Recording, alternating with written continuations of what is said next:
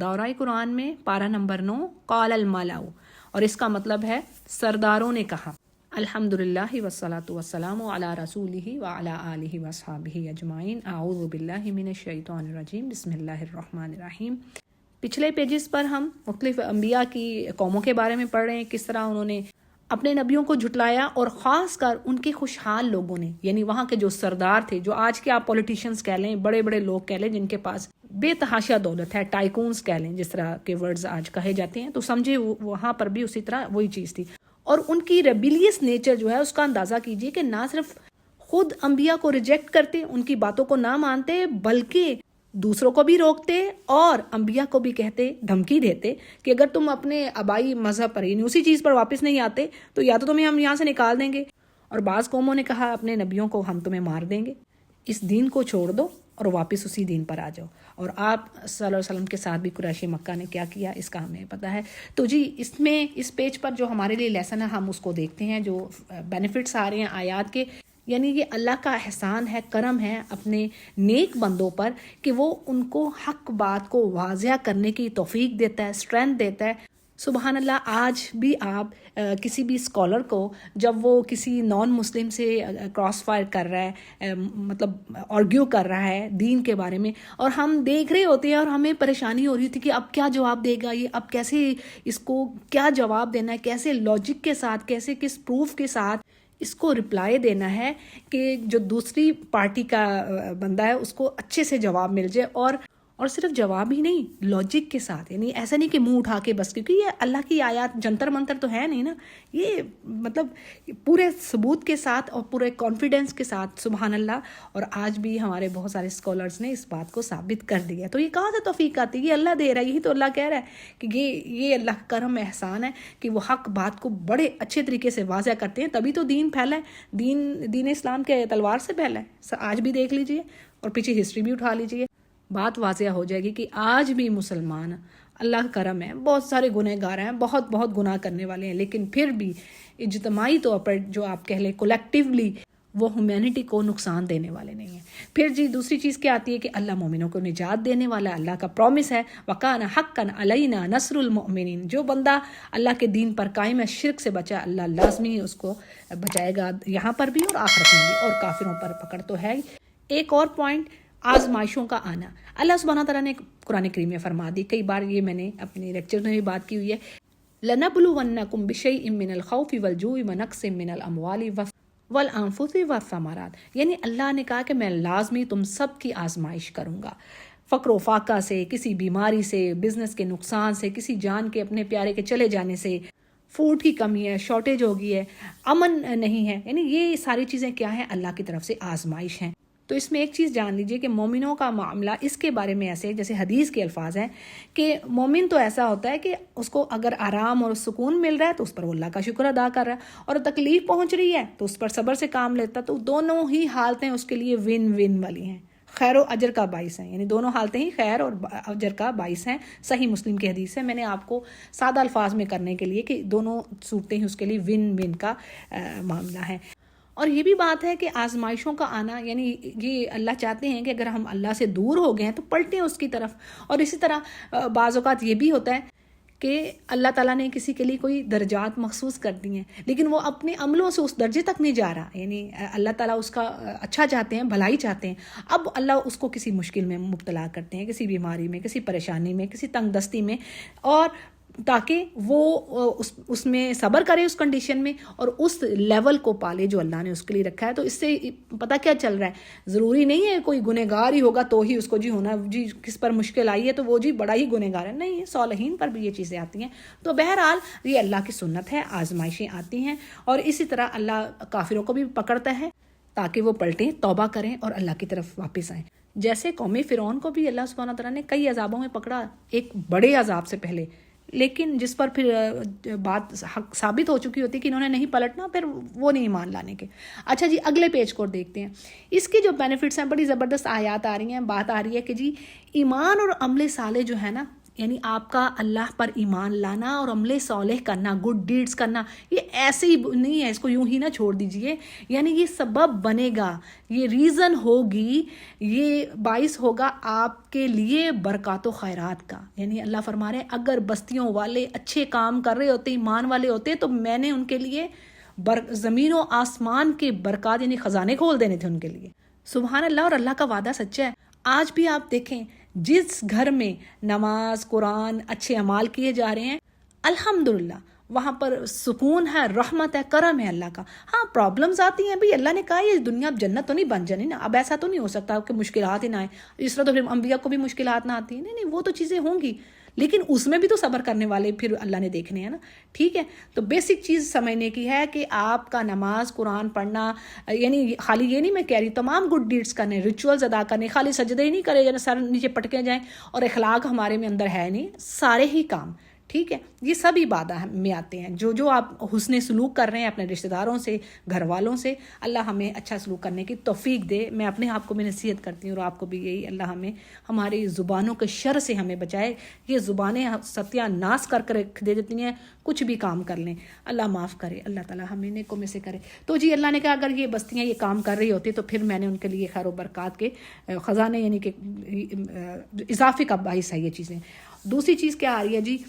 تقوی جو ہے نا، تقوی اور رزق کی اگر کوئی چاہتا ہے کہ میرا رزق بڑھے تو جی اس کے لیے قرآن کریم خود کہہ رہا ہے، سورہ نوح میں بات آتی ہے، استغفار پکڑیے. یعنی تقوی، اللہ کا خوف ہونا چاہیے، ڈر ہونا. استغفار میں آپ کیا کر رہی ہیں؟ اللہ سے اپنی فرگیونس کے لیے آس کر رہی ہیں کہ اللہ تو مجھے معاف کر دے، میں گناہ ایکسیپٹ کر رہی ہیں کہ ہم بڑے گنہگار ہیں. ٹھیک ہے، تو استغفار سے، تقوی سے رزق کے دروازے کھلتے ہیں. بے اولادوں کو اللہ اولاد دیتا ہے، کاروبار میں برکت دیتا ہے، بارشیں دیتا ہے، کاروبار میں برکتیں دیتا ہے. تو تقوی، عمل صالح، یہ ایک مضبوط تعلق ہے. اگر آپ اپنا رزق بھی چاہتے ہیں، دنیا کی ہیپینس یعنی ہیپی لائف کے لیے یہ کام کرنا ہے. ہیپی لائف انشاءاللہ اس سے رہے گی. اگلا پوائنٹ کیا ہے جی؟ اسکالرز کہتے ہیں کہ مومن بندے کو اللہ کے عذاب سے، اس کے خوف سے کبھی بھی اس کو اگنور نہیں کرنا چاہیے. یہ نہ سوچے کہ وہ بس پکڑ تو آنی نہیں ہے، چھوٹے چھوٹے گناہوں کو کرتا جائے یا ان کو کنٹینیو رکھے. نہیں، ایسا نہیں کرنا چاہیے. سبحان اللہ. اللہ قرآن کریم میں بہت پیاری بات ہمیں کہہ رہے ہیں، ان تجتنبوا کبائر ما تنہون عنہ نکفر عنکم سیئاتکم وندخلکم مدخلا کریما. سبحان اللہ. اتنی خوبصورت بات ہے کہ دیکھو اللہ نے فرما دی کہ تم اگر بڑے بڑے گناہوں سے بچ رہے ہو نا، میجر سن سے اگر تم بچ رہے ہو نا، تم ان کو نہیں کر رہے جو تمہیں منع کر دیے گئے ہیں، اور اسی طرح چھوٹے گناہوں سے بھی بچتے رہو، تو کیا کرے گا اللہ؟ نکفر عنکم سیئاتکم. اللہ تم سے تمہارے گناہ دور کرے گا اور تمہیں بہترین جو گھر ہے نا، مدخلن یعنی داخل ہونے کی جگہ، تمہارے جو رہنے کی جگہ ہے، بڑی آنریبل اور بڑی زبردست ہوگی. پھر جی پوائنٹ ہے کہ قرآن کا پچھلی قوموں کے بارے میں جو بتانا. یعنی دیکھا ہم نے پڑھتے نا، قوم عاد، قوم سمود، قوم ہود، الحاقہ، سورہ الحاقہ میں بھی ہم ڈیٹیل پڑھتے ہیں. سارے قرآن کریم میں ہے کہ اللہ نے کہا کس طرح میں نے ان بستیوں کو تباہ کیا، اور ان کو اللہ نے بڑا بڑا کچھ دے رکھا تھا. اللہ کا یہ ایک اصول ہے، یعنی وہ کسی کو تنگ دستی پریشانی میں نہیں پکڑتا. ہمیشہ اس کے گناہوں پر پکڑ ہوگی جب وہ خوشحال ہوگا، مست ہوگا، اللہ کو بھولے ہوا ہوگا تو پکڑ آتی ہے اچانک سے، اور اللہ ڈیل دیتا ہے. ایسا بھی نہیں ہے کہ اللہ ایک گناہ آپ نے کیا اللہ پکڑ لے گا. نہیں، اللہ بڑا حلم والا ہے بھائی. وہ سبحان اللہ. جیسے بڑی پیاری بات اللہ فرماتے ہیں نا سورہ نحل میں، وَلَوْ يُؤَاخِذُ اللَّهُ النَّاسَ بِظُلْمِهِمْ مَا تَرَكَ عَلَيْهَا مِن دَابَّةٍ. سبحان اللہ. یعنی بات آ رہی ہے کہ اللہ فرمانے اگر میں انسانوں کے گناہوں کی وجہ سے ان کو پکڑنے لگوں نا تو پھر تو میں ایک بھی نہ چھوڑوں زمین پر، لیکن میں ڈھیل دے رہا ہوں. یؤخرہم الی اجل مسمی، میں ان کو ڈھیل دے رہا ہوں، ایک ٹائم میں نے فکس کیا ہوا ہے. یعنی ہر کسی کے لیے ایک موت کا ٹائم ہے اور ٹوٹل جو ہے وہ ایک قیامت کا ٹائم ہے. ٹھیک ہے، دنیا کے ختم ہونے کا جو ٹائم ہے. تو اللہ ڈھیل دیتا ہے کہ کب بندہ پلٹ آئے. دیکھیں آج کیا کو کچھ کہتے ہیں، سورہ مریم میں نہیں اللہ نے فرمایا کہ اتنی بڑی بات کہتے ہیں، وقالوا اتخذ الرحمن ولدا، یعنی رحمان بیٹا رکھتا ہے. اتنی بڑی بات کہتے ہیں کہ آسمان پھٹ جائے، زمین شق ہو جائے. لیکن سبحان اللہ کے ان کو مطلب ایسا نہیں کہ اللہ فوری عذاب لا کے ان کو ختم کر رہا ہے. اللہ ڈھیل دیتا ہے کافروں کو تاکہ وہ پلٹ آئیں، توبہ کر لیں. اگلے پیج کی آیات کے بینیفٹس کو دیکھتے ہیں.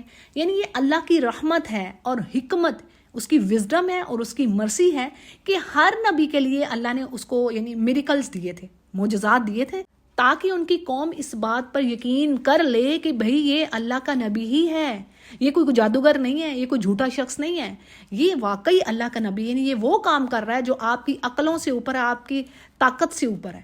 یعنی معجزہ کیا ہوتا ہے کہ انسانی عقل، شعور، اس کی جو فزیکل طاقت ہے، جو مینٹلی اس کی جو انٹلیکچوئل لیول ہے، اس سے اوپر کا ابو ہو، وہ سوچ بھی نہ سکتا ہو کہ ایسا ہو سکتا ہے ریئل میں، وہ چیز یہ معجزہ ہے۔ تو اللہ نے ہر نبی کو معجزات دیے۔ موسیٰ علیہ السلام کے پاس ہم دیکھتے ہیں چھڑی کو ان کی وہ اژدہا بن جاتی تھی، اور بھی اس کے علاوہ بہت سارے معجزات تھے۔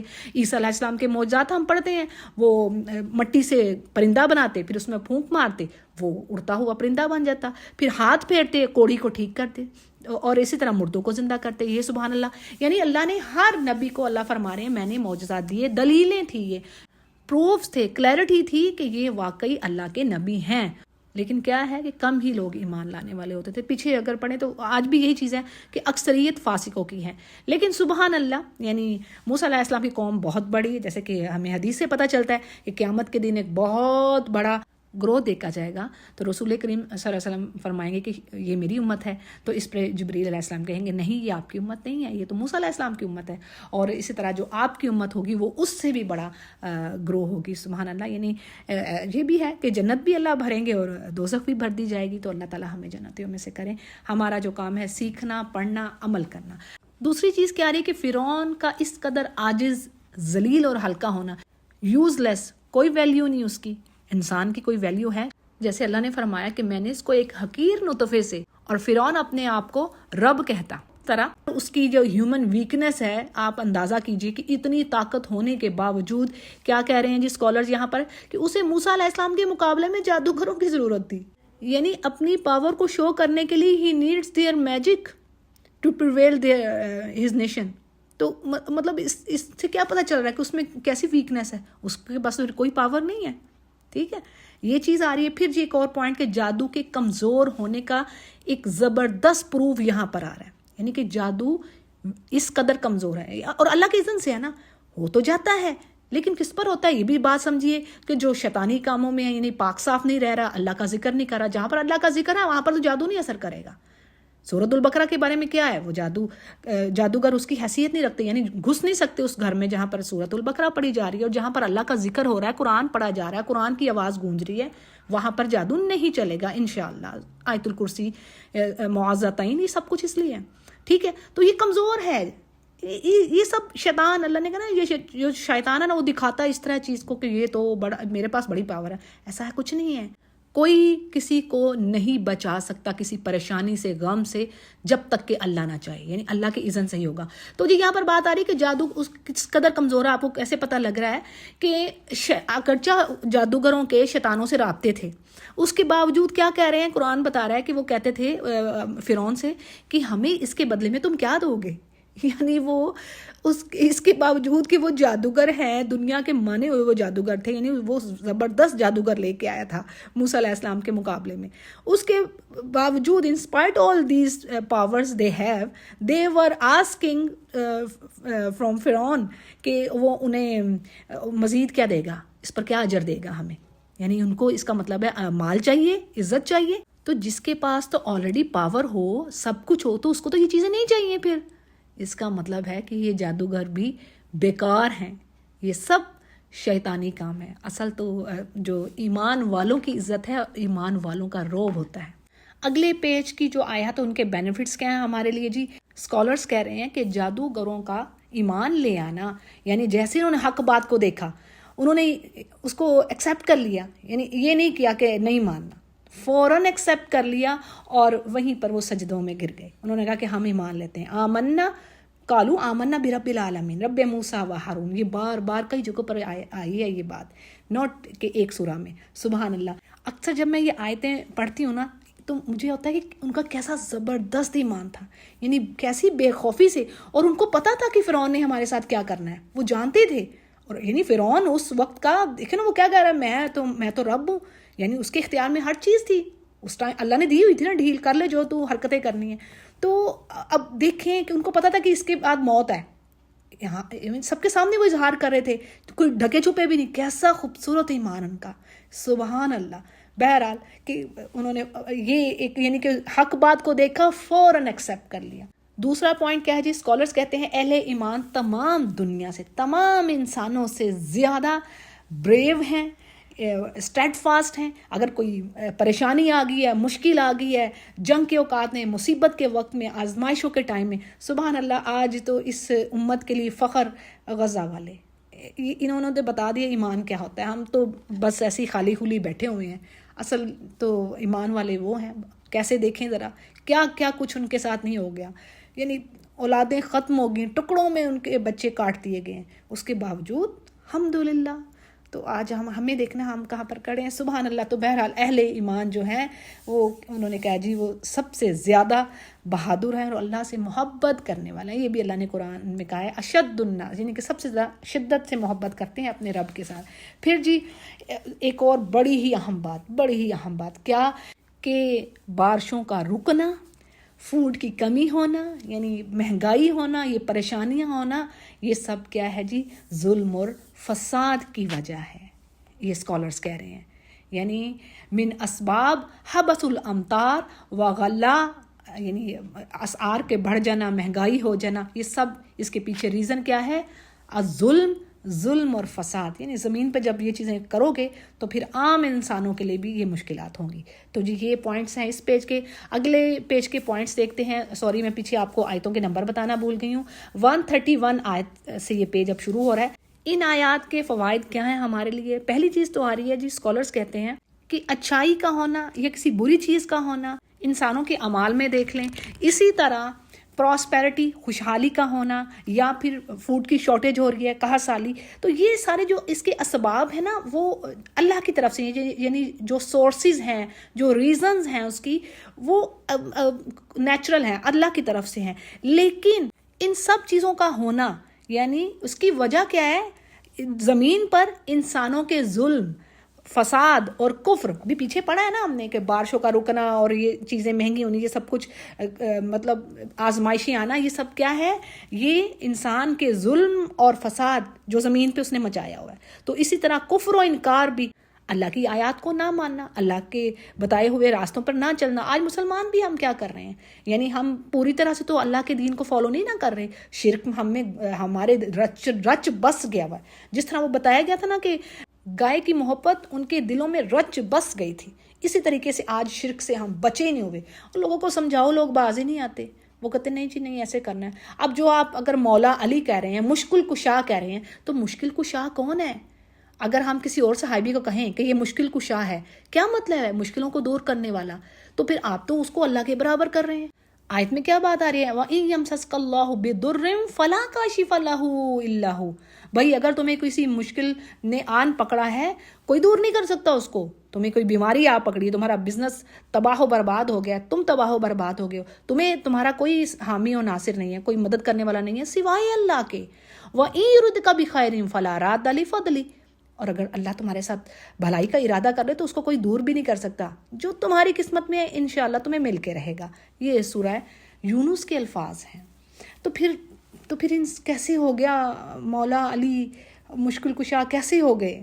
یا رب تو ہم پر کرم کرو کہ اللہ نے کہا ہے میں شرک نہیں معاف کروں گا، تم شرک نہ کر کے تمہارے سارے اعمال ضائع کر دوں گا. تو ہمیں ڈرنا چاہیے شرک سے، یہ تباہ کر دینے والی چیز ہے. پھر ایک اور بات آ رہی ہے کہ اللہ سبحانہ تعالیٰ مومنوں کے ساتھ ہے، وہی ان کے لیے کافی ہے مشکلات میں، پریشانیوں میں.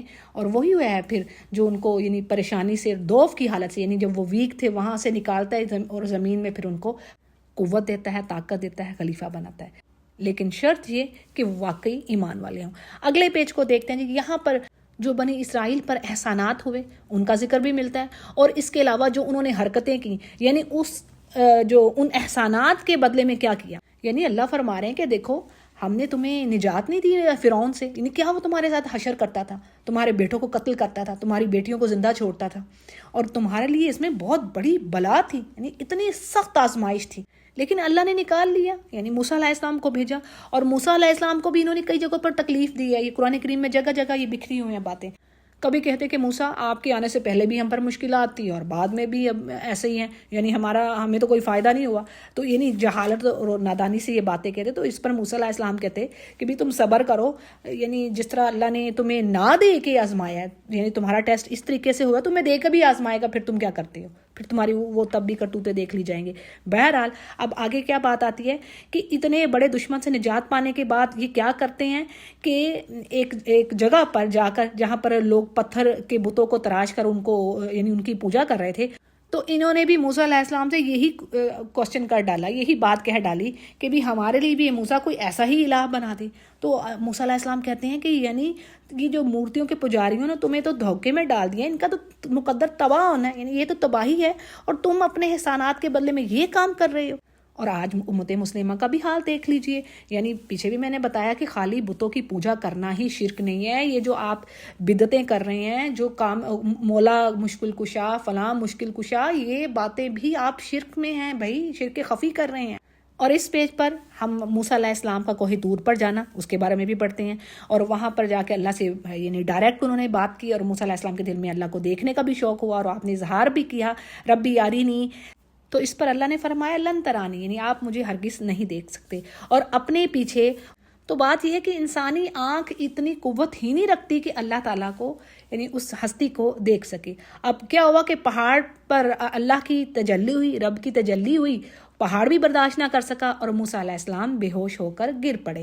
اور حدیث کے الفاظ آتے ہیں کہ آپ صلی اللہ علیہ وسلم نے فرمایا قیامت والے دن سب لوگ بے ہوش ہو جائیں گے. یعنی یہ جو ان کی بے ہوشی ہے نا، امام ابن کثیر کے بقول اس وقت ہوگی میدان حشر میں جب اللہ تعالیٰ فیصلہ کرنے کے لیے نازل ہوں گے، تو سب کے سب لوگ بے ہوش ہو جائیں گے. اور جب ہوش میں آئیں گے تو آپ صلی اللہ علیہ وسلم نے فرمایا میں ہوش میں آنے والوں میں سے سب سے پہلا شخص ہوں گا، اور میں دیکھوں گا کہ موسیٰ علیہ السلام عرش کا پایا تھامے کھڑے ہیں، اور مجھے نہیں معلوم کہ وہ مجھ سے پہلے ہوش میں آئے ہیں یا انہیں کوہ طور کی بے ہوشی کے بدلے میں میدان حشر کی بے ہوشی سے یعنی ان کو ایکسیپشن دی گئی، مستثنا رکھا گیا. تھوڑے سے میں انگلش کے ٹوٹے بوٹے سے الفاظ کوشش کرتی ہوں تاکہ جو خواتین جو انڈیا سے ہیں ان کے سمجھنے میں انشاءاللہ آسانی ہو. اور معذرت چاہتی ہوں اگر پروناؤنس کرنے میں مجھ سے بھی کچھ غلطیاں ہوتی ہوں گی، کیونکہ میری اسٹرینتھ اردو میں ہے، لیکن الحمدللہ اس قابل ہوں کہ کچھ تھوڑا بہت کمیونیکیٹ کر لیا جائے انگلش میں. تو یہ چیز ہے آپ کے آگے میں نے واضح کر دی. تو یہ حدیث جو ہے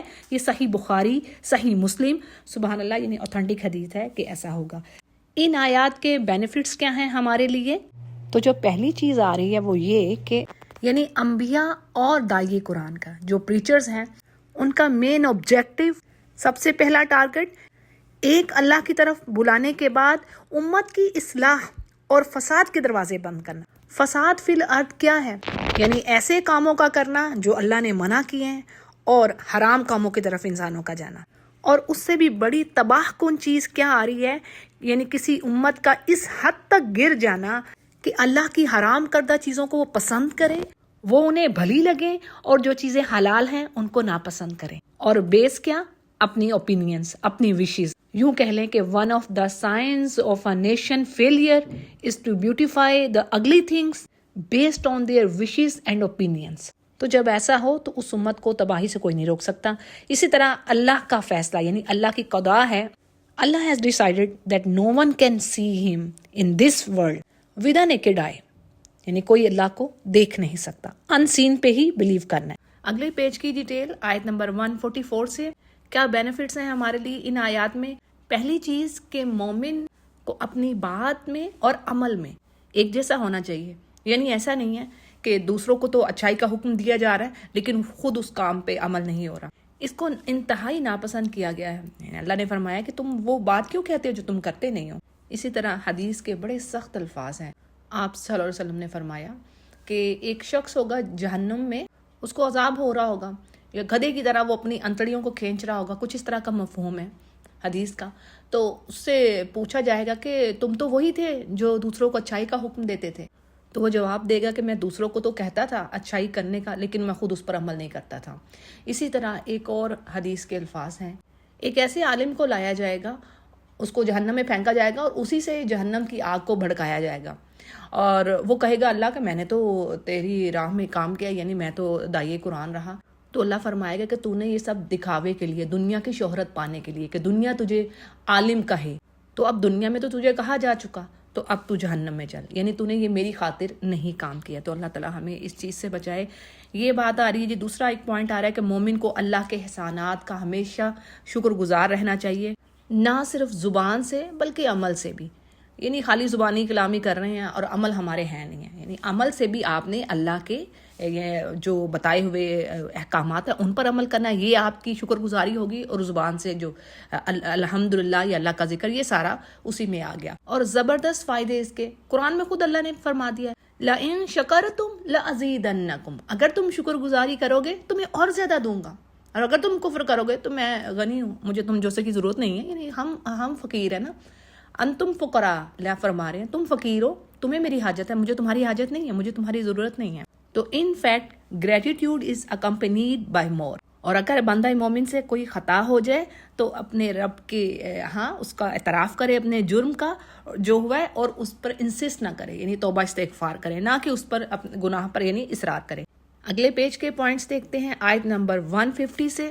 اس کی کچھ ڈیٹیل آپ کے آگے رکھ دیتی ہوں کہ جب موسیٰ علیہ السلام اللہ سے ملاقات کرنے اور جو الواح تھی، یعنی جن پر احکامات لکھے ہوئے تھے، ایک طرح کی کتاب تھی بنی اسرائیل کے لیے، تو ٹائم پیریڈ 30 دن کا فکس تھا، لیکن 40 ڈیز تک چلا گیا، یعنی 40 دن تک آپ وہیں پر رہے، اور پیچھے ہارون علیہ السلام کو اپنا جانشین مقرر کر گئے۔ لیکن معاملہ کچھ اس طرح ہوا کہ پیچھے سے قوم نے جو وہ سونا لے کر آئے تھے فرعون کا، اس کو ڈھال کر سامری نے اس کو بچڑا بنا دیا، اور وہ بچڑے کی پوجا شروع کر دی انہوں نے۔ اب جب موسیٰ علیہ السلام نے آ کے دیکھا کہ بچڑے کی عبادت میں میری قوم لگی ہوئی، تو ان کو سخت غصہ آیا، اور جلدی میں جو تختیاں تھیں جو کوہ طور سے لائے تھے، اس کو اس طرح رکھا کہ دیکھنے والے کو محسوس ہوا کہ انہوں نے نیچے پھینک دیے، جسے قرآن نے ڈال دی کا ورڈ یعنی جس کے لیے یوز کیا۔ تو بہرحال بات یہ تھی کہ یہ جو عمل تھا ان سے ان انٹینشنلی ہو گیا، غیر اختیاری طور پر، یعنی ان کو غصہ اپنی قوم پر تھا، اور ہارون علیہ السلام ان کے لیے بھی بات آتی ہے کہ اپنے بھائی کا سر پکڑ کر ان کو اپنی طرف کھینچنے لگے، یعنی انہیں یہ غصہ تھا کہ انہوں نے پیچھے سے اس چیز کو سے روکا کیوں نہیں ہے قوم کو، تو اب اس پر انہوں نے اپنا عذر دیا۔ یعنی اس پہ پوائنٹ کیا آ رہا ہے، اسکالرز کہتے ہیں کہ اگر کسی سے اجتہاد میں بھی، یعنی دین کے مسئلوں میں اسکالرز اکٹھے ہوتے ہیں تو وہ کوئی فیصلہ دیتے ہیں، اجتہاد کرتے ہیں، تو اگر ان سے کوئی کوتاہی ہو جائے، کوئی خطا ہو جائے اجتہاد میں بھی، تو اس پر یہ ہے کہ یعنی انٹینشن پہ چیز آتی ہے، نیت اگر ان کی اچھی تھی لیکن فیصلہ کرنے میں ان سے خطا ہوئی تو اس پر پکڑ نہیں آتی۔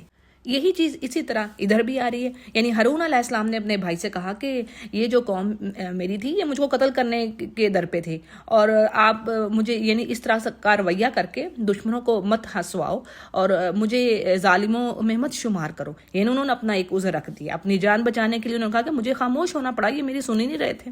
اور قرآن کی آیتوں کے یہی الفاظ ہیں کہ وہ کہنے لگے کہ آپ کے کہنے سے تو ہم نے باز ہی نہیں آنا اس بچڑے کی عبادت کرنے سے جب تک کہ موسیٰ واپس نہ آ جائے۔ اور کیا پوائنٹس ہے جی ہمارے لیے اس میں؟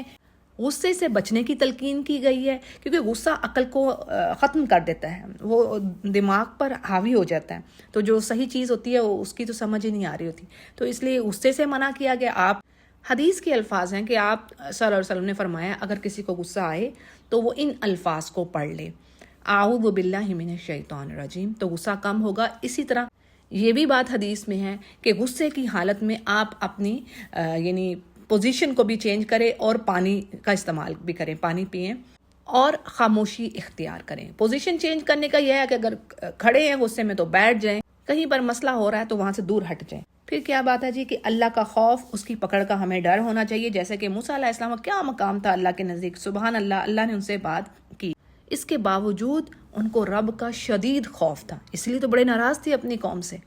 اگلے پیج کی آیات کے بینیفٹس کو دیکھتے ہیں، آیت نمبر 156 سے۔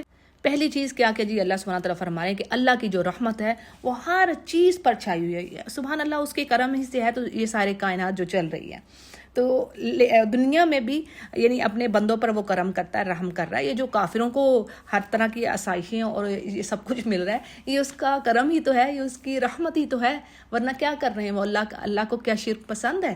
ایسا نہیں ہے۔ تو اللہ نے کہا میرے نزدیک تو یہ جو دنیا ہے نا، اس کی حیثیت ایک مچھر کے پر کے برابر، خالی مچھر کی تو بات ہی نہیں ہے، مچھر کے پر کے برابر بھی نہیں ہے، ٹھیک ہے۔ تو بات یہ ہے کہ اللہ ابھی اللہ کی رحمت وسیع ہے ہر ایک پر، چاہے اس میں آج نان بلیور بھی ہے. لیکن یاد رکھیے قیامت کے دن خاص رحمت صرف اللہ کی مومنوں کے لیے ہوگی. یہ حدیث کے الفاظ ہیں کہ خاص رحمت صرف اور صرف مومن کے لیے ہوگی، کیونکہ ظاہر ہے جہنمیوں کے لیے تو جو اللہ نے وعدہ کیا، اللہ نے کہا ان اللہ لا یخلف المیعاد، جو اللہ نے بات کہہ دیا وہ اب وہ ٹلنی تو نہیں ہے نا، وہ تو ہو کے رہنی ہے. تو اس دن ان پر رحمت نہ ہوگی. ہاں دنیا میں آج سب پر ہے. اسی طرح بڑی خوبصورت حدیث ہے، الفاظ ہیں کہ اللہ کی رحمت کے 100 حصے ہیں، اور اس کی رحمت کا ایک حصہ، یعنی ایک حصہ جس سے مخلوق ایک دوسرے پر رحم کرتی ہے، یعنی تمام مخلوق، انسان، سب کے سب، ٹھیک ہے، ساری کریچرز اس میں آ گئی کہ وہ ایک دوسرے پر رحم کرتے ہیں، اور وحشی جانور بھی جو اپنے بچوں پر شفقت کرتے ہیں. اور سبحان اللہ، اس نے اپنی رحمت کے 99 حصے اپنے پاس رکھے ہوئے ہیں. صحیح مسلم اس کو روایت کرتے ہیں. کتنی بڑی بات ہے. پھر جی ایک اور پوائنٹ کیا ہے کہ شریعت محمدی یعنی رسالت محمدیہ پر صلی اللہ علیہ وسلم، یعنی اس دین پر، اس قرآن پر ایمان لائے بغیر نجات ممکن نہیں ہے. اور حدیث کے بھی الفاظ ہیں کہ آپ صلی اللہ علیہ وسلم نے فرمایا کہ کوئی یہودی ہو یا نصارہ، اب اس دین کو مانے بغیر وہ جنت میں نہیں جا سکتا. یہ اوتھینٹک حدیث کے الفاظ میں بتا رہی ہوں، ٹھیک ہے. پھر جی کچھ خوبیاں بتا دی گئی ہیں آپ صلی اللہ علیہ وسلم کی، کہ آپ لوگوں کو اچھی باتوں کا حکم دیتے ہیں، بری باتوں سے روکتے ہیں، پاکیزہ چیزوں کو حلال بتاتے ہیں، گندی چیزیں جو ان پر حرام ہیں وہ ان پر واضح کرتے ہیں، اور ان لوگوں پر جو بوجھ اور توق تھے ان کو دور کرتے ہیں. اب یہ بوجھ کیا، یعنی پچھلی شریعتوں میں جیسے کہ نصارہ اور یہودی، ان کی کتابوں میں جو مسائل اور احکامات تھے اس میں کیا تھا، جیسے یہودیوں کی کتابوں میں یہ بات تھی کہ نفس کے بدلے نفس کا قتل، اگر کسی نے کسی کو قتل کر دیا ہے. اب ہمارے دین میں تو ایسا نہیں ہے، اس میں تو آپشن ہے نا، اگر کوئی دیت لینا چاہے، کوئی خون بہا لینا چاہے تو وہ لے سکتا ہے. لیکن ان کے کیا تھا کہ نفس کے بدلے نفس کا قتل ہی ضروری ہے، یعنی معافی بھی نہیں ہوگی اور دیت بھی نہیں ہوگی. تو سبحان اللہ، آج قرآن کریم ہمیں اس کی یعنی اس چیز پر آپشنز دے رہا ہے. اچھا جی، پھر ایک اور چیز تھی کہ اگر ان کے کپڑوں کو نجاست لگ جاتی تو اس کا کاٹنا ضروری تھا.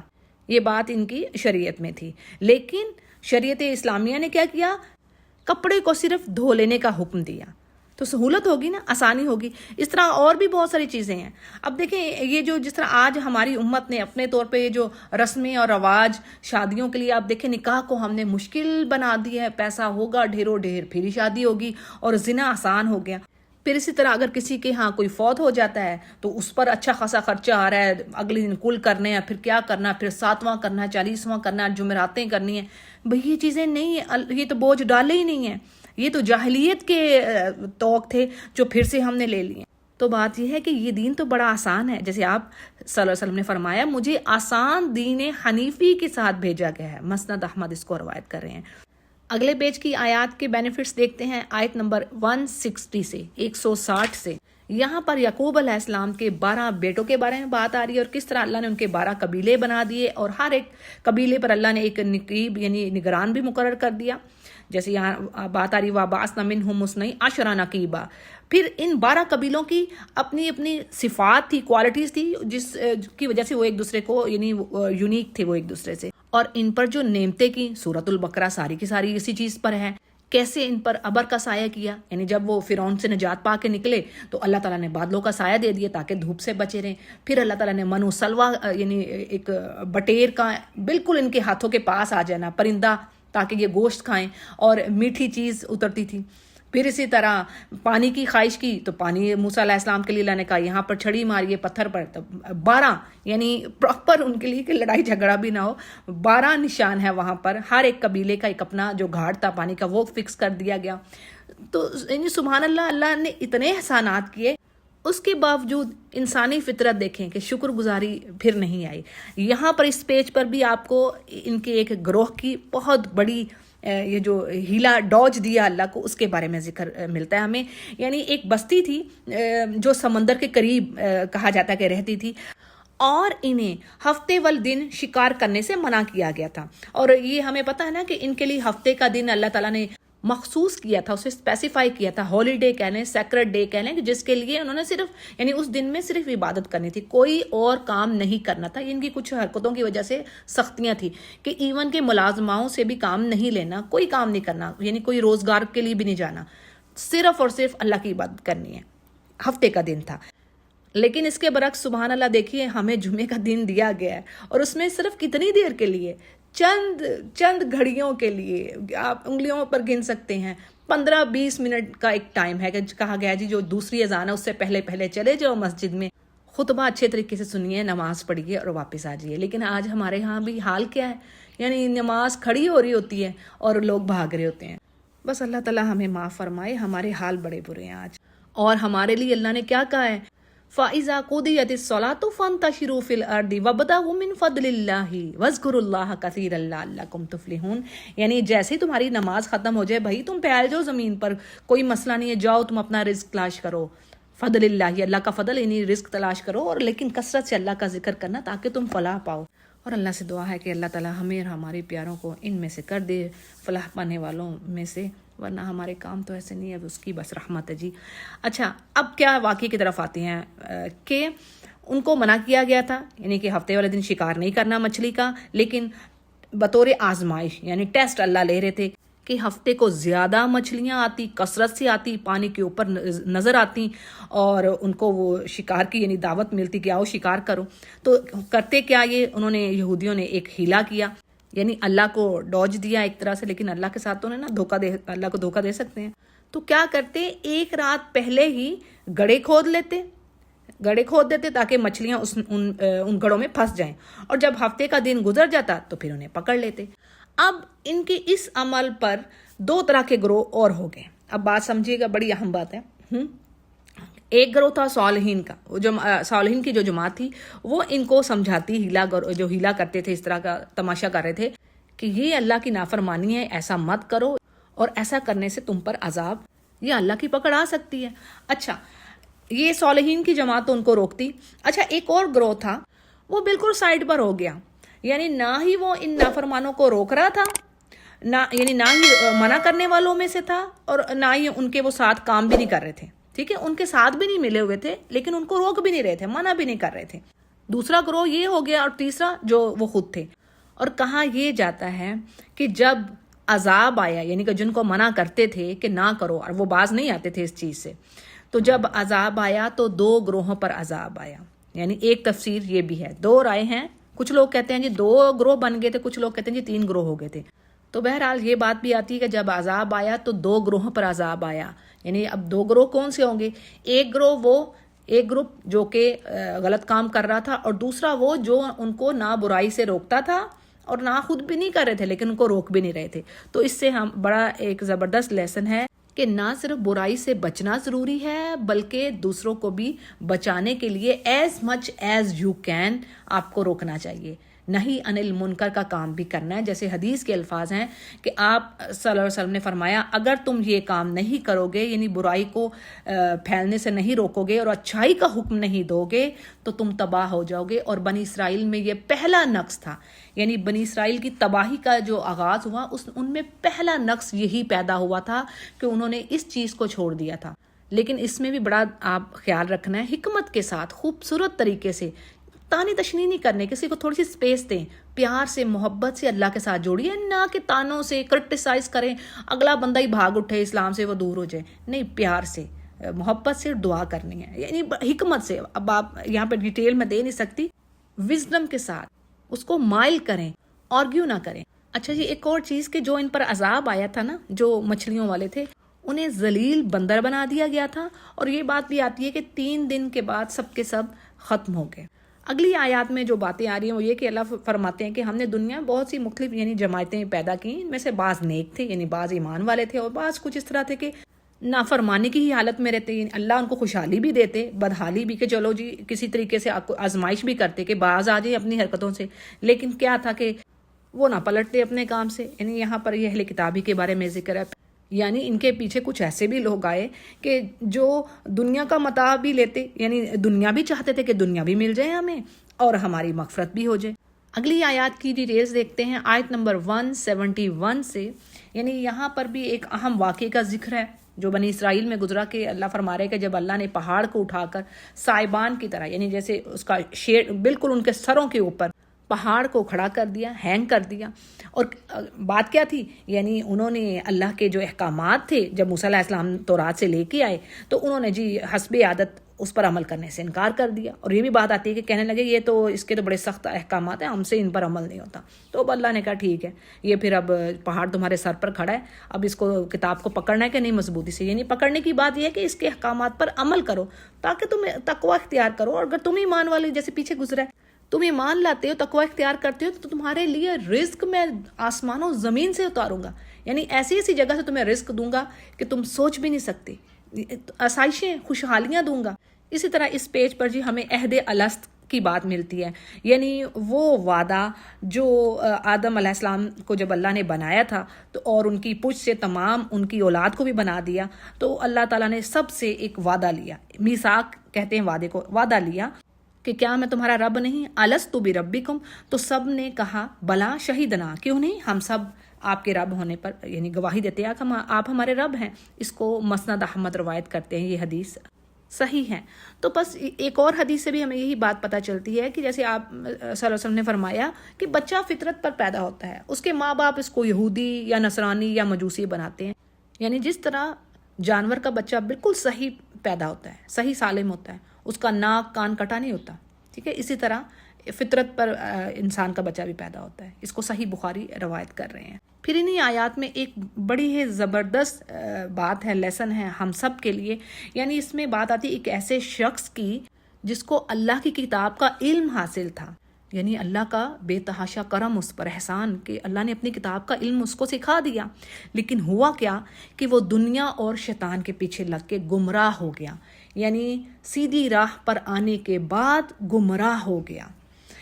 اور اس کے لیے پھر کیا بات آتی کہ اللہ فرماتے ہیں کہ وہ تو ایسا ہی انسان ہو گیا جیسے کتے کے جیسا، کہ کتے کو تھکاوٹ یا پیاس وغیرہ کی وجہ سے زبان وہ باہر نہیں نکالتا، یعنی اس کی پیاس بجھ جائے، کھانا مل جائے، دونوں حالتوں میں اس کی حالت کیا ہے کہ وہ بھونکنے سے باز نہیں آتا. یعنی یہ اس کی عادت ہے، اس کا پیٹ بھرا ہے یا خالی ہے، بیمار ہے یا صحیح ہے، وہ اپنی زبان کو باہر ہی نکالے رکھتا ہے. تو اللہ فرما رہے ہیں کہ اس شخص کا حال بھی ایسا ہی ہوا. یعنی جو شخص راہ پانے کے بعد اللہ معاف کرے گمراہ ہو تو اس کا حال ایسے ہے کہ یعنی دنیا کے متاع کے لیے، دنیا کی عزت کے لیے، فائدے کے لیے اس کی رال ٹپکتی ہی رہے گی، اس نے صحیح نہیں ہونا. تو اسی لیے میں اپنے آپ کو بھی اور آپ سب کو بھی وصیت ہے، ہم سب کے لیے ایک دعا ہے، ربنا لا تزغ قلوبنا بعد اذ ہدیتنا وہب لنا من لدنک رحمتا انک انت الوہاب. سورہ آل عمران کی آیت نمبر 8 ہے. اور یقین جانیے ہمارے لیے یہ دعا بہت ہی ضروری ہے. اسی طرح ایک اور دعا ہے جو آپ صلی اللہ علیہ وسلم کثرت سے پڑھا کرتے تھے، اور آپ کی ایک زوجہ محترمہ نے کہا کہ آپ اس دعا کو کثرت سے پڑھتے رہتے ہیں، حالانکہ آپ تو نبی ہیں اللہ کے. تو آپ نے فرمایا کہ یہ جو دل ہے نا، یعنی یہ الٹتے پلٹتے رہتے ہیں، یہ اللہ کی 2 انگلیوں میں، تو اس دعا کو لازمی پڑھتے رہنا چاہیے. مفہوم یہ ہے. اور وہ دعا کون سی ہے؟ یا مقلب القلوب ثبت قلبی علی دینک. اور اسی طرح کچھ اور الفاظ کے ساتھ بھی ہے. تو اس دعا کو بھی ہمیں کثرت سے پڑھنا چاہیے کہ اے میرے رب، میرے دل کو دین پر یا پھر اپنی اطاعت پر، یہ الفاظ بھی آتے ہیں، اس پر یعنی جمائے رکھ. اسی طرح یہ جو سورہ آل عمران کی میں نے آیت پڑھی، اس کے الفاظ بھی بڑے خوبصورت ہے کہ اے ہمارے رب، ہمیں ہدایت دینے کے بعد تو اب گمراہ مس نہ کر دینا، یعنی ہم گمراہ نہ ہو جائیں، اور ہمیں اپنی رحمت سے عطا کر، تو بے شک عطا کرنے والا ہے. تو یہ دعا بہت ضروری ہے. اگلے پیج کی آیات کا مفہوم دیکھتے ہیں 179 سے. اس میں ایک چیز تو یہ آ رہی ہے، کافروں کے بارے میں کیا کہا جا رہا ہے کہ اللہ فرما رہے ہیں اگرچہ ان کو دل بھی دیے ہیں، آنکھیں بھی دی ہیں، کان بھی دیے ہیں، تمام سینسز دی ہیں، اور یہ ان سے کام بھی لیتے ہیں، لیکن ان کے اصل میں اندر سے دل اندھے ہیں. جو اسپرچولی جو ہارٹ ہے اور جو آئیز ہیں وہ اندھے ہیں، وہ ان سے کام نہیں لیتے. اور اللہ کی پناہ ایسے لوگوں کو اللہ نے کہا ہے کہ یہ لوگ جانوروں سے بھی بدتر ہیں. جو چوپائے ہوتے ہیں نا، جانور، مویشی، یہ ان سے بھی زیادہ گمراہ ہیں. یعنی ان کو تو سمجھ نہیں نا، لیکن ان کو سمجھ ہونے کے باوجود یہ اللہ کی طرف نہیں آ رہے، کیونکہ اللہ نے ایکسکیوز نہیں چھوڑنا نا. دیکھیں یہ میں اور آپ پڑھ تو رہے ہیں، آپ سن رہے ہیں، میں پڑھ رہی ہوں، اور میں کہوں کہ یہ کام کیسے ہوگا. سورۃ الملک میں اللہ نے کہہ دیا نہیں بھائی، جب آپ نے قیامت کے دن کافروں نے پہنچنا اللہ کے سامنے، کوئی یہ نہیں کہہ سکیں گے کہ اللہ ہمارے پاس تو کوئی نبی نہیں آیا. نہیں، کہیں گے، اعتراف کریں گے، ہاں آئے تھے ہمارے پاس اللہ، نبی ڈرانے کے لیے آئے تھے، اور ہم اعتراف بھی کر رہے ہیں اپنے جرموں کا. اللہ کہے گا اب تمہارا یعنی ایکسیپٹ کرنا کوئی فائدہ نہیں، اب جاؤ جہنم میں. تو آج یہ سب کچھ ان کو دیے، تمام صلاحیتیں ہیں ان کے پاس، لیکن اس کے باوجود یہ ان سے کام نہیں لے رہے. پھر جی کیا چیز آ رہی ہے؟ اللہ کے حسنہ یعنی احسن کی مؤنث ہے یہ، اور اس سے مراد ہے کہ اللہ کے خوبصورت نام، اللہ کی صفات کے ساتھ، اس کی عظمت، جو اس کی سوورنٹی ہے، جو اس کی گریٹنس ہے، اس کی جو پاور ہے، اس کا اظہار کرتے ہیں. جیسے کہ وہ غفور ہے، فورگیو کرنے والا، رحیم ہے، مرسی کرنے والا، رافع ہے، اٹھانے والا، وہاب ہے، بہت زیادہ دینے والا، ودود ہے، بہت زیادہ محبت کرنے والا. تو اللہ کے 99 نیمز ہیں، ہر ایک کی اپنی ایک کوالٹی ہے. اور بخاری اور مسلم کی حدیث ہے کہ ان ناموں کی تعداد 99 یعنی ایک کم 100 100 نہیں ہے، 99 ہے بتائی جاتی ہے جو.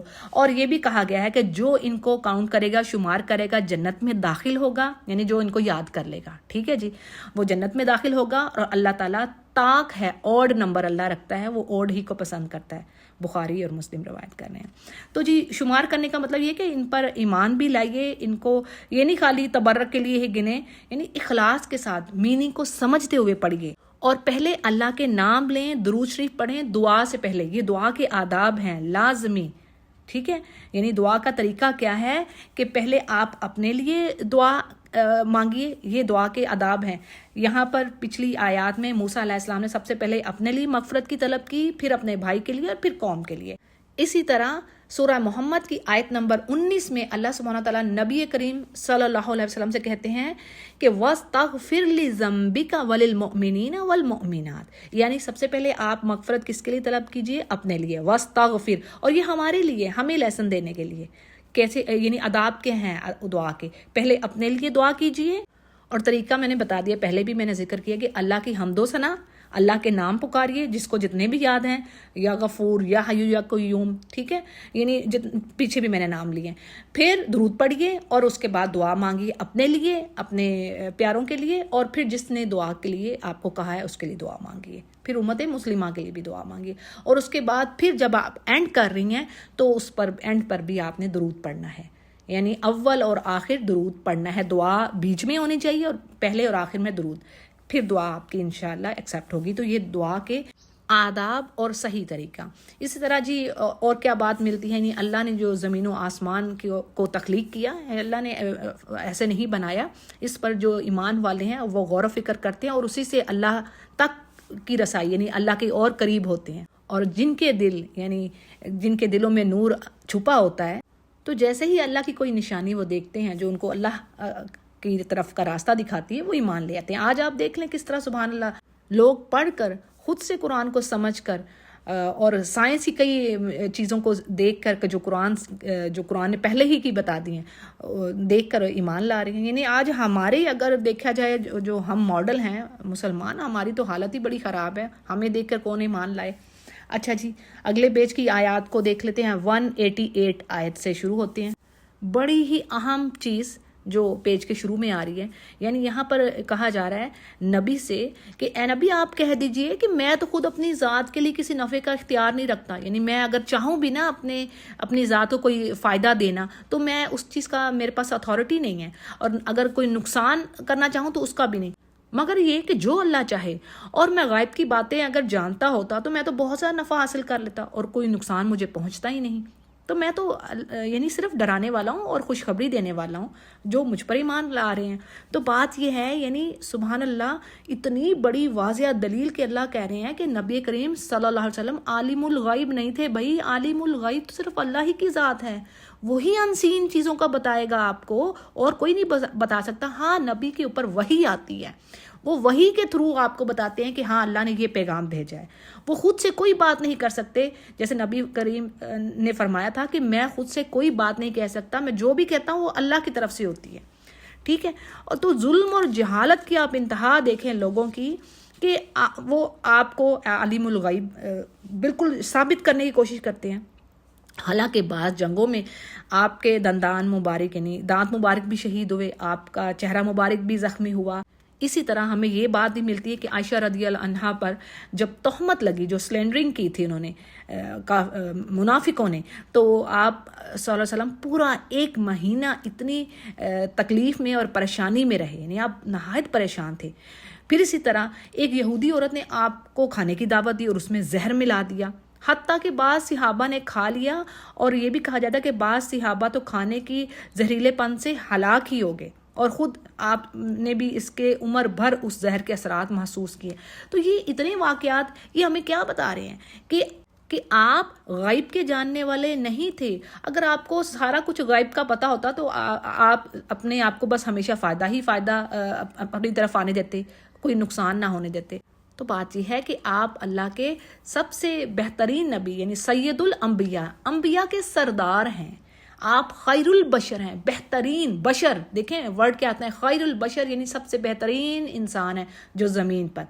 آپ نے تمام انبیاء کو لیڈ کیا ہے، امامت کروائی ہے، آپ جیسا تو کوئی انسان نہیں ہے، لیکن بات پھر وہی کہ آپ پر وہی چیز واضح ہوگی جو وحی کے ذریعے آئے گا۔ پھر جی اللہ اپنا احسان بتا رہا ہے جو انسانوں پر کیا، کہ اللہ نے تمہیں پیدا کیا، پھر اسی سے تمہارا جوڑا بنایا، اور پھر آپس میں تم لوگ یعنی میاں بیوی میں آپس میں محبت بھی اللہ نے ڈال دی۔ اور کیا ہے کہ جب اولاد کہ آنے کا وقت ہوا تو اللہ سے دعا کرنے لگے کہ جی اگر تم نے ہمیں صحیح سالم اولاد دی اے رب تو ہم تو تیرا بہت شکر ادا کریں گے۔ اور جب اللہ نے صحیح سالم اولاد دے دی تو اللہ کی دی ہوئی چیز میں دوسروں کو شریک ٹھہرانے لگے۔ یعنی یہاں پر کیا آ رہا ہے کہ انسان پر کتنے اللہ نے کرم کیے، احسان کیے، اور اس کے بعد کیا ہے، یعنی بجائے یہ کہ اللہ کا تم شکر گزار بنو تو یہ شریک اللہ کے ساتھ شرک کرنے لگے۔ وہ اب شرک کیسے ہے، کیا کہنے لگے کہ جی یہ تو مطلب فلاں پیر، فلاں امام، فلاں بندہ علی اس کی نظر کرم کا نتیجہ ہے، یعنی اس پیر کے تعویذ نے سارا کام کر دیا کہ ہمیں بچہ مل گیا۔ اور پھر یا کسی بزرگ کی قبر پر چلے گئے، یعنی جی اس کی قبر پر جانے سے یہ نتیجہ ہوا ہے کہ یہ بچہ ہوا ہے۔ یعنی ہر احسان اور شکر کو رد اور اپنے عقیدے کا بیڑا غرق کر کے رکھ دیا۔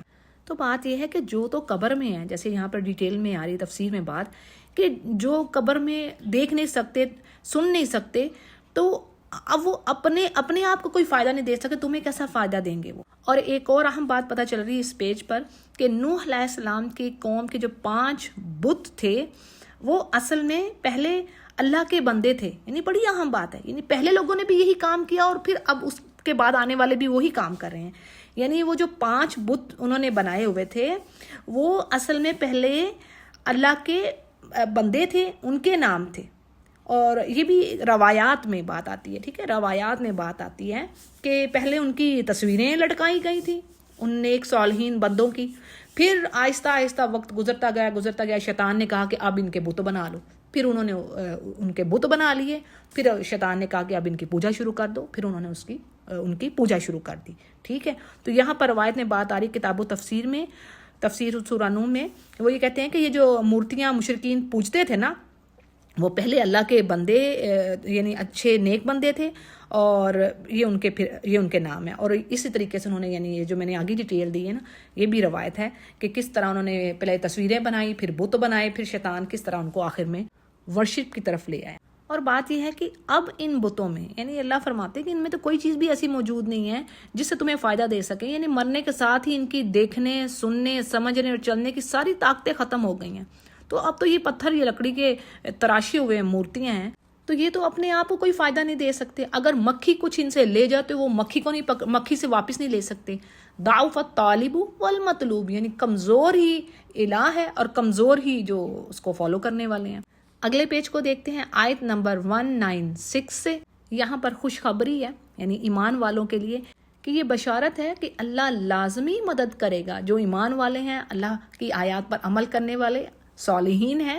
اللہ دنیا میں بھی ان کو عزت دے گا، یعنی جو حیات طیبہ، ہیپی لائف گزارنے کی بات ہو رہی ہے، ٹھیک ہے، تو ہیپی لائف اسی سے ہی ہوگی اور اللہ مدد کرتا ہے۔ ہاں اللہ کی طرف سے آزمائشیں بھی آتی ہیں جسے میں نے پہلے بھی کہہ دیا، اور اس کے پیچھے بھی مومن کے لیے کوئی مشکل نہیں ہے، مومن کا معاملہ بہترین ہی ہے۔ آج جو کچھ بھی ایمان والوں پر ہو رہا ہے یہ سب وقتی طور پر چیزیں ہیں، کیونکہ اللہ نے کہا جو آخرت کی میری پکڑ ہے نا اس کا تو تم سوچ ہی نہیں سکتے. جو یہاں پر آزمایا گیا تو اس کو وہاں پر کیا ہونا ہے. جو سچے دل سے صبر سے کام کر گیا، جیسے کہ ایک حدیث کے الفاظ ہیں آپ کے آگے کوئکلی رکھتی ہوں کہ ایک شخص آئے گا اور اس پر دنیا میں بڑی مصیبتیں، بڑی تکالیف آئی ہوں گی، بڑی پریشانیاں اس نے جھیلی ہوں گی اپنی زندگی میں. تو جب اس کو جو اجر دیا جائے گا وہ دیکھ کے کہے گا کہ یار اب اے کاش کہ میری کھال بھی کینچی سے کاٹ دی جاتی دنیا میں، یعنی اتنا کچھ مجھے اس کا اجر ملا ہے، یعنی میں تو سوچ ہی نہیں سکتا تھا. ان سین ہے نا، سودا وہی ہے، بن دیکھے کا سودا ہے نا.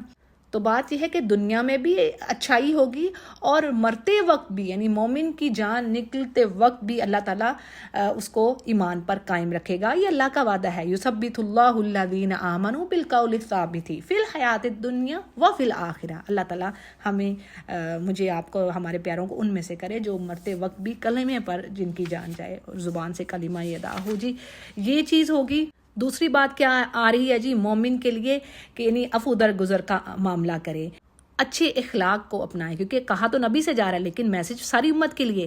یعنی ظلم کے مقابلے میں معاف کر دینا، قطع رحمی کے مقابلے میں، یعنی کوئی رشتہ دار آپ سے برائی کر رہا ہے، قطع رحمی کر رہا ہے، آپ صلہ رحمی کیجئے، برائی کے بدلے احسان کیجئے.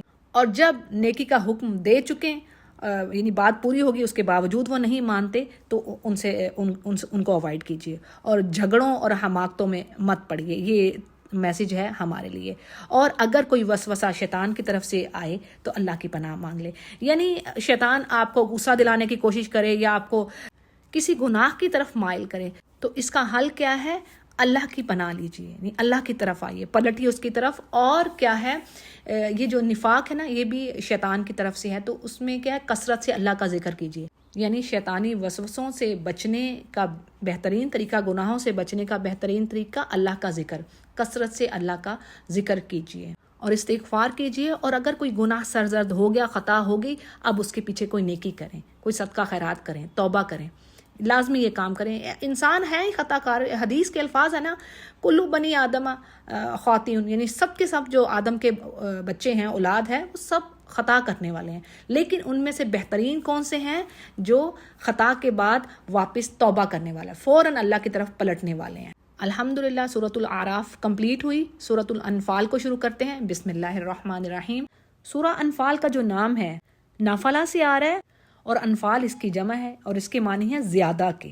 اور شرعی اصطلاح میں یہ لفظ تب استعمال ہوتا ہے جب یعنی کوئی مال و اسباب جو کافروں کے ہاتھ سے جنگ میں لگے، جسے مال غنیمت بھی کہتے ہیں.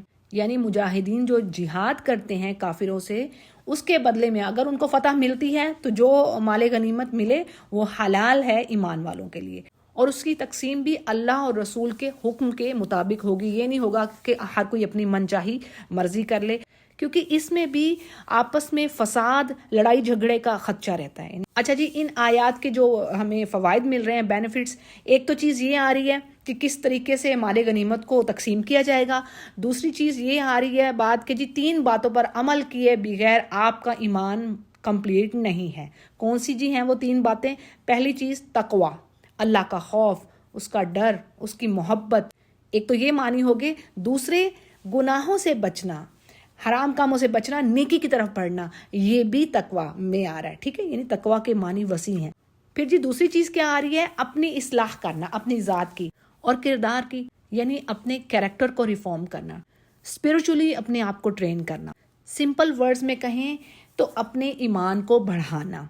ٹھیک ہے جی، یہ چیز آ رہی ہے، یعنی اپنے ایمان کو بڑھائیے.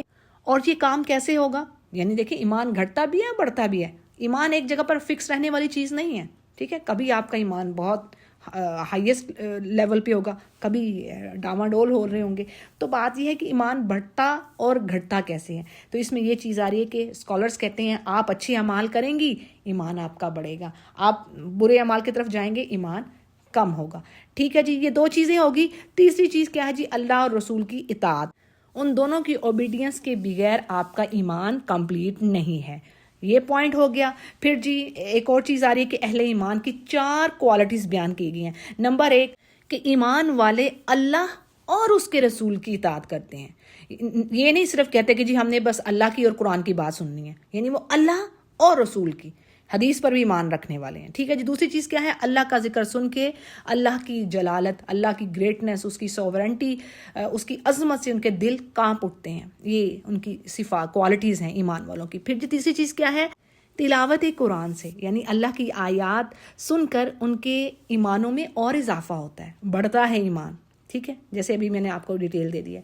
چوتھی چیز کیا ہے جی؟ وہ اپنے رب پر ٹرسٹ کرتے ہیں، توکل کرتے ہیں. توکل کا مطلب یہ نہیں ہے کہ آپ جو ظاہری چیزیں ہیں اس کو چھوڑ دیں. نہیں، اللہ نے تو خود کہا ہے بھائی اپنے ویپنز تیار رکھو، ایسے ایسے ویپنز جو جدید ٹیکنالوجی کے ہیں، اور تمہیں تو پتہ ہی نہیں ہے کہ تمہارے دشمن کون کون سے. تمہیں تو کچھ ظاہری نظر آ رہے ہیں، تو اللہ جانتا ہے تمہارے دشمن ایسے بھی ہیں جو تمہیں لگتا ہوگا دوست ہیں، یا تمہیں پتہ ہی نہیں ہوگا. یہ اللہ نے مومنوں سے کہہ دیے.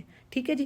تو بھروسہ کرنے کا مطلب یہ ہے اللہ پر کہ جو ظاہری اسباب ہیں ان کو آپ لیجئے، لیکن سارا توکل انہی پر نہ کریں کہ بس جی انہوں نے ہی بچانا ہے. نہیں، بچانے والا تو وہی ہے، مدد تو اسی کی ہوگی تو سارے کام بنیں گے. لیکن ہم نے جیسے کوئی مریض ہے، اس کو دوا کی تو ضرورت ہے، دوا تو اس نے لینی ہے، باقی شفا اللہ کے ہاتھ میں، وہ چاہے گا تو شفا مل جائے گی. ٹھیک ہے، سمجھ گئے بات. اگلے پیج کو دیکھتے ہیں جی، آیت نمبر 9 سے. یہاں پر چند میں مختصر پوائنٹس رکھوں گی. ویسے تو بات سبحان اللہ ہم حق ہی نہیں ادا کر سکتے قرآن کریم کا. اس کو ڈیٹیل میں لینا چاہوں پھر تو بہت ہی ٹائم لگے گا، لیکن میں اپنا آڈیو کو زیادہ لمبا نہیں کرنا چاہتی، تو اس میں مختصر آپ کو بتا رہی ہوں کہ ایک چیز تو یہ آ رہی ہے کہ جی مومنوں کو بتایا جا رہا ہے کہ قتال کے کیا اصول ہیں، یعنی کس طرح میدان جنگ میں تمہیں دشمنوں کا سامنا کرنا ہے، اور ان کے جو لیڈرز ہیں، جو کمانڈرز ہیں، کس طرح انہیں اپنے سولجرز کی ہمت بڑھانی ہے تاکہ کافروں کے دلوں میں ان کا رعب پڑے، اور تمہارے جو قدم ہیں اللہ ان کو مضبوط کرے. پھر جی اسی طرح اللہ فرما رہے ہیں کہ جو مدد ہے وہ اللہ ہی کی طرف سے ہے. سبحان اللہ، سورہ آل عمران میں بھی اللہ نے فرما دی وَمَا جَعَلَهُ اللَّهُ إِلَّا بُشْرَىٰ لَكُمْ وَلِتَطْمَئِنَّ قُلُوبُكُمْ. یعنی یہ جو فرشتوں کا آنا ہے نا، کیونکہ اللہ نے یہاں پر اس میں جنگ بدر کا ذکر ہے اصل میں سورۃ الانفال میں، کس طرح جنگ بدر میں 313 مسلمانوں کی تعداد تھی اور کافر 3 گنا یعنی 1000 کے قریب تھے. تو کس طرح نہتے مسلمان بے سر و سامان تھے، لیکن اس کے باوجود اللہ نے ان کو فتح دی، اور اس کو یوم الفرقان بھی کہا جاتا ہے. کیوں؟ کیونکہ اس دن فرق ہو گیا حق اور باطل میں، یعنی ایسی چیز ہوئی جو پاسبل نہیں تھی، جس کو آپ کہہ رہے ہیں نا معجزہ، وہ چیز ہوئی. تو کیا ہے جی؟ اللہ فرما رہے کہ یہ جو مدد ہے نا فرشتوں سے، تمہیں کہا کہ اتنے 3000 کا وعدہ آیا، پھر 5000 کا وعدہ آیا. سورہ آل عمران میں آپ کو ڈیٹیل ملتی ہے، 5,000 من الملائکۃ. تو بات یہ ہے کہ یہ اللہ کہہ رہے ہیں یہ سب کے سب تو تمہارے دل کی تسلی کے لیے. بھائی اصل میں تو جب میں نے تمہاری مدد کرنی ہے، میں نے لکھ دیا کہ تم غالب آؤ گے، تو بس تم آؤ گے غالب. ٹھیک ہے. تو ایک اور چیز ہمارے سمجھنے کے اس میں کہ کبھی بھی مومنوں کو اپنی کثرت تعداد، یعنی اگر نمبر زیادہ ہے فوجیوں کا، یا پھر آپ کے پاس بڑے زبردست، ابھی جیسے میں نے بات کر دی کہ ویپنز ہیں، تو اس پر اترانا نہیں ہے. سورہ توبہ میں سبحان اللہ بڑے خوبصورت انداز میں اللہ نے کہہ دیا کہ دیکھو جنگ حنین کا یاد کرو، تمہاری بڑی کثرت تھی، لیکن اس کے باوجود تمہارے اوپر زمین تنگ ہوگی. یعنی یہ چیزیں کام نہیں آنے کہ ان پر فخر نہیں کرنا. اللہ یہ بات پسند نہیں کرتا. اسباب بنانے ہیں لیکن توکل اللہ پر. بڑا ہی زبردست میسیج ہے ہمارے لیے جنہوں نے لڑنا ہے اللہ کی راہ میں جی. اچھا، پھر کیا ہے؟ میدان جنگ سے بھاگنا بہت بڑا جرم ہے. یہ میدان جنگ سے بھاگنا بہت بڑا جرم ہے. حدیث میں ہے کہ آپ صلی اللہ علیہ وسلم نے فرمایا 7 ہلاک کر دینے والی چیزوں سے بچو، اور ان 7 چیزوں میں سے ایک چیز میدان جنگ سے، یعنی مقابلے والے دن بھاگ جانے والا شخص. صحیح بخاری اس کو روایت کر رہے ہیں. اچھا، ایسا کیوں ہے؟ یعنی یہ اتنا بڑا گناہ کیوں ہے؟ اس کی وجہ یہ ہے کہ اگر کوئی سپاہی ایسا کرے یا کوئی گروہ ایسا کرے تو اس کی اس حرکت کے اثرات بڑے تباہ کن ہیں. یعنی اس کی بزدلی سے نہ صرف جنگ کا سارا پاسا پلٹ سکتا ہے، بلکہ اس کا یہ کام اپنے باقی فوجیوں کے لیے بھی بڑا ہی تباہ کن ہوگا. سوائے 2 صورتیں ہیں، یعنی پیچھے ہٹنے کی 2 صورتیں ہیں. ایک یہ کہ کسی دشمن کو دھوکہ دینے کے لیے وہ کوئی چال چلنا چاہتے ہیں، اس لیے وہ پیچھے ہٹ رہے ہیں، تو ٹھیک ہے، یعنی دشمن یہ سمجھے کہ یہ ڈیفیٹڈ ہو گئے ہیں اور بھاگ رہے ہیں، لیکن ایسا نہیں ہے، وہ تو کوئی چال چل رہے ہیں. اس صورت میں جائز ہے. اسی طرح دوسری صورت تحیز کا ورڈ ہے نا قرآن کریم میں، یہ ورڈ آیا متحرفن او متحیزن. تو متحیز کی کیا صورت ہے؟ یعنی اس میں کسی پناہ کے ملنے، کسی مدد کے ملنے کے انتظار میں، کوئی مثال کے طور پر کوئی فائٹر جو ہے لڑتا لڑتا اکیلا رہ گیا، ٹھیک ہے. اور میدان جنگ سے وہ ایک طرف ہو گیا تاکہ وہ اپنے گروہ سے اپنی جماعت سے پناہ حاصل کرے اور اس کی مدد سے وہ دوبارہ حملہ کرے. یعنی اس کی نیت بھاگنے کی نہیں ہے. ٹھیک ہے, وہ بیٹل فیلڈ کو چھوڑ کر نہیں جا رہا, وہ بھی ایک طرح سے پلان کر رہا ہے. تو یہ دونوں صورتیں جائز ہیں. ٹھیک ہے جی, اس پیج کے یہ ہمارے اہم پوائنٹس ہو گئے. تیسرے پیج کو دیکھتے ہیں, آیت نمبر 18 سے. اس پیج کو ہم سمرائز کر لیتے ہیں. یہاں پر ہم یہ بات ہی پاتے ہیں کہ جنگ بدر میں آپ صلی اللہ علیہ وسلم نے کنکریوں کی ایک مٹھی بھر کر کافروں کی طرف پھینکی تھی, جسے اللہ نے کافروں کے فیسز, ان کے منہوں تک اور ان کی آنکھوں تک پہنچا دیا. اور دوسرے اس مٹی میں یہ ایفیکٹ, یہ تاثیر پیدا کر دی کہ اس سے ان کی آنکھیں جو تھیں وہ چندھیا گئیں, یعنی انہیں کچھ سجائے نظر نہیں آ رہا تھا, سجائے نہیں دے رہا تھا. تو یہ معجزہ تھا نبی کریم صلی اللہ علیہ وسلم کا, جو اللہ کی مدد سے ہوا. ٹھیک ہے نا, اللہ کی مدد سے ہوا, اور مسلمانوں کی بہت بڑی یہ کامیابی ہوئی. تو بات یہ ہے کہ اللہ فرما رہے ہیں کہ اے نبی, یہ جو کنکریاں آپ نے پھینکی تھی, یہ اس میں تاثیر ہم نے پیدا کی تھی نا. جیسے اللہ کہہ رہے ہیں نا کہ اے نبی, یہ جو خاک کی مٹھی آپ نے پھینکی, یہ دراصل اللہ نے پھینکی تھی, یعنی مسلمانوں کو, تاکہ ان کی محنت کا خوب بدلہ دے. ٹھیک ہے, اور تاثیر بھی اللہ نے پیدا کی کہ ان کو کچھ نظر ہی نہیں آ رہا تھا. تو بات یہ ہے کہ اس میں لیسن کیا ہے ہمارے لیے, کہ جس کے ساتھ اللہ ہے وہ انشاءاللہ غالب ہی رہے گا, وہ کانکر کرے گا. اگر وہ خالص اس کی نیت ہے اللہ کے دین کو پھیلانے کے لیے, اللہ کا پلیئر لینا, اس نے اللہ کی رضا چاہنی ہے, تو کیا ہوا جی, تعداد میٹر نہیں کرتی. ٹھیک ہو گیا. اچھا, ایک اور چیز ہمیں پتہ لگ رہی ہے تفسیر سے, کہ ابو جہل اور جو قریش کے لیڈرز تھے, جب وہ مکہ سے نکلے تو انہوں نے دعا کی تھی کہ یا اللہ, ہم میں سے جو تیرا زیادہ نافرمان ہے اور یعنی صلہ رحمی کو کاٹنے والا ہے, تمام جو اللہ نے جو باتیں کہی, جو میثاق ہے, وہ سب اس میں آ جاتی ہیں چیزیں, تو کل تو اس کو ہلاک کر دے. یعنی اپنے طور پر وہ مسلمانوں کو نافرمان سمجھ رہے تھے اور ان کو حق پر نہیں سمجھ رہے تھے, اور ان کے لیے بد دعا کر رہے تھے. تو اللہ فرماتے ہیں کہ جب تمہیں, یعنی مسلمانوں کو اللہ نے فتح دے دی, تو اللہ ان کافروں سے کہتا ہے کہ تم تو فتح, یعنی حق اور باطل کے درمیان فیصلہ چاہ رہے تھے, تو وہ تو فیصلہ ہو گیا, تو اب تم باز آ جاؤ بھی کفر سے. یعنی تمہیں تو اللہ نے بتا دیا کہ تم صحیح نہیں ہو. آج بھی دیکھ لیں, جو کچھ ایسے نان بلیورز ہیں وہ پھنسے ہوئے ہیں اپنے اسی ضد پر, اور کچھ ایسے ہوتے ہیں جو فوراً ایمان لے آتے ہیں. تو ابو جہل کا معاملہ ایسا ہی رہا نا, وہ اپنے اسی دین پر ہی مرا تھا. پھر جی بات آتی ہے کہ بندہ مومن کو کثرت سے دعا کرنی چاہیے. کون سی دعا جی؟ یا مقلب القلوب ثبت قلبی علی دینک. کیونکہ آیت نمبر 24 میں بات آ گئی ہے کہ جو انسانوں کے جو دل ہے نا, وہ اللہ کی 2 انگلیوں میں, یعنی وہ دل پلٹتے رہتے ہیں, الٹتے پلٹتے رہتے ہیں. تو اس کے لیے بڑا ہی ضروری ہے. ایون پروفٹ صلی اللہ علیہ وسلم بھی اس دعا کو کثرت سے پڑھتے تھے. میرا خیال ہے میں نے پیچھے آپ کو اس کی ڈیٹیل دی ہوئی ہے. تو اس دعا کو ہمیں کثرت سے نمازوں میں بھی پڑھ سکتے ہیں کہ اللہ ہمیں اپنے دین پر, اپنی اطاعت پر قائم رکھ. پھر اسی طرح مومنوں کو وارن کر دیا گیا کہ دیکھو, جو سب کے سب یعنی کولیکٹیولی آ جاتی, جیسے سونامی ہوگی, فلڈ کا آنا, تو یہ قدرتی آفات ہیں, یعنی یہ عام عذاب ہیں. تو ان سے بچنے کے لیے بھی دعا کرو, اور امر بالمعروف اور نہی عن المنکر کا جو کام ہے اسے نہیں چھوڑنا, یعنی اچھائی کا حکم دیجیے اور برائی سے روکیے. آیت نمبر 26, اگلا پیج. کیا بینیفٹس ہیں اس میں؟ پہلی چیز آ رہی ہے کہ جی اللہ کا جو شکر ہے, یعنی یہ عظیم نعمت ہے جس کو بھی ملے. اللہ نے فرما دیا لَإِن شَكَرْتُمْ لَأَزِيدَنَّكُمْ, تم شکر گزاری کرو گے تمہیں اور زیادہ دوں گا. اور اگر تم غفلت میں ہو, نہیں کر رہے, تو پھر مال و رزق میں کمی ہے, کیونکہ گناہوں کا اثر سب سے پہلے آپ کے رزق پر آتا ہے. یہ بھی قرآن کریم کہہ رہا ہے. تو شکر نہ صرف زبان سے بلکہ عملوں سے.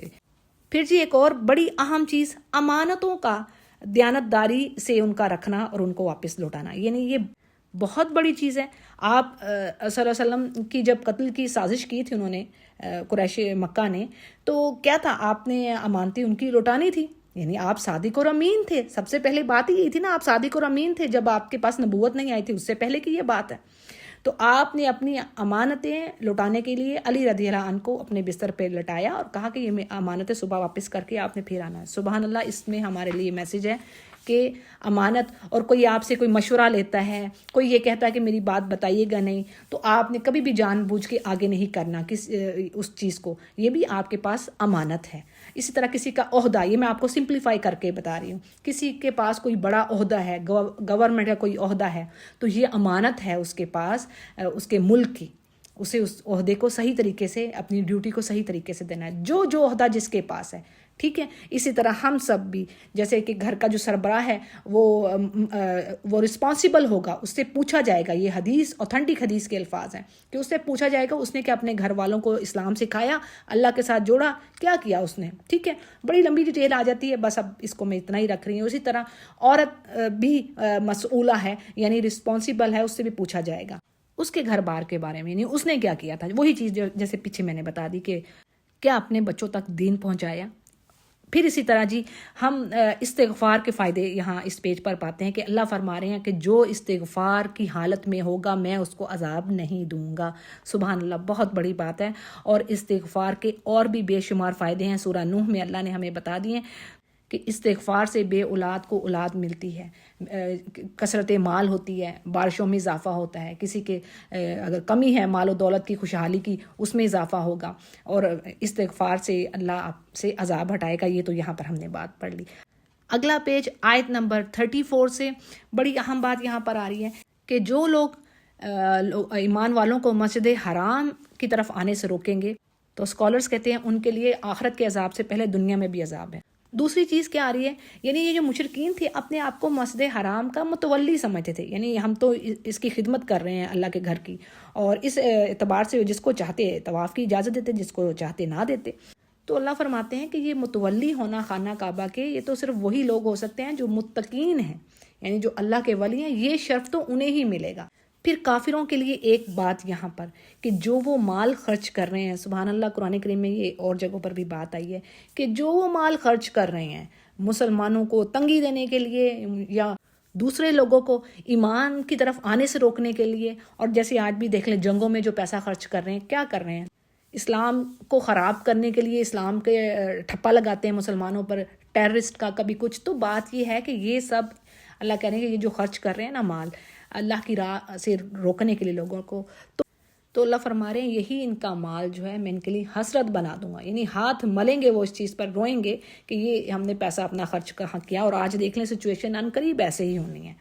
پھر جی ایک اور چیز کیا ہم پاتے ہیں کہ اللہ فرماتے ہیں کہ یہ جو اللہ نے یعنی یہاں پر جو جنگ کی بات ہوئی 313 کو اللہ نے 1000 کے ساتھ لڑوا دیا, تو اس کا مقصد کیا ہے, کوئی دیکھنے والا کرے تو اس میں اللہ نے کہہ دیا کہ دیکھو اللہ تعالیٰ چاہتا تھا خبیث کو طیب سے, یعنی کافر کو مومن سے اور منافق کو مخلص سے علیحدہ علیحدہ کر دے. اللہ جان لے, یہ ایک جگہ پہ بات نہیں, سورہ آل عمران میں بھی ہے کہ دیکھو میں تمہیں شہادت کے درجے پہ لے کے جا رہا ہوں. اس کا مقصد کیا ہے کہ میں جاننا بھی چاہتا ہوں تم میں سے کتنے آخر صبر کرنے والے ہیں. دیکھنا جان کا دے دینا, اور سبحان اللہ صحابہ نے ہنس ہنس کے جانے دی ہیں. اس سے بڑی جان سے بڑھ کر کیا چیز رہ جاتی ہے. تو اللہ اپنے بندوں کو کہہ رہا ہے کہ میں تمہاری آزمائش کر رہا ہوں اس لیے کہ تمہیں میں درجے دوں. بھائی میں نے تو تمہارے لیے بڑے بڑی جنتیں تیار کر رکھی ہیں. جو شہداء ہیں ان کا تو مقام ہی, ان کے تو درجات ہی بڑے بلند ہیں. یہ اللہ نے سورۃ النساء میں کہہ دیا کہ بھائی جو بیٹھ رہنے والے ہیں وہ جہاد کرنے والوں کے برابر نہیں ہو سکتے. تو بات یہ ہے کہ یہ جو آزمائش ہوئی ہے نا ایمان والوں کی, اللہ یہ کہہ رہے ہیں کہ تم کو لڑوایا میں نے, تو اس کا مقصد ہی یہی تھا کہ خبیث یعنی کہ جو ناپاک چیز ہے وہ طیب چیز سے علیحدہ ہو جائے, کھرے کھوٹے کی پہچان ہو جائے. دیکھیں یہ جو سونے کو بھٹی میں ڈال کے کیا جاتا ہے نا, اس کو دہکایا جاتا ہے, کیا کیا جاتا ہے, اس کی امپیورٹیز کو دور کیا جاتا ہے تاکہ کھرا جو ہے آپ کے پاس کھرا سونا آ جائے, پیور چیز آ جائے, اور جو ملاوٹ ہے نقص ہے وہ دور ہو جائے. تو یہ چیز ہے, یہ جو آزمائش ہے نا یہ بھی ایسی ہے بھٹی کے جیسے. تو اللہ تعالیٰ سے دعا ہے کہ اللہ تعالیٰ ہمیں کسی ایسی آزمائش میں نہ ڈالے جس کو ہم پورا نہ کر سکیں. اور یہ دعا کرنی بھی چاہیے, جیسے میں نے بتا دی کہ اللہ جب تو کسی قوم کو آزمانے کا ارادہ کرے تو ہمیں آزمائی بغیر ہی اٹھا لینا, اور اللہ ہمیں کلمے پر شہادت کی موت دے, آمین.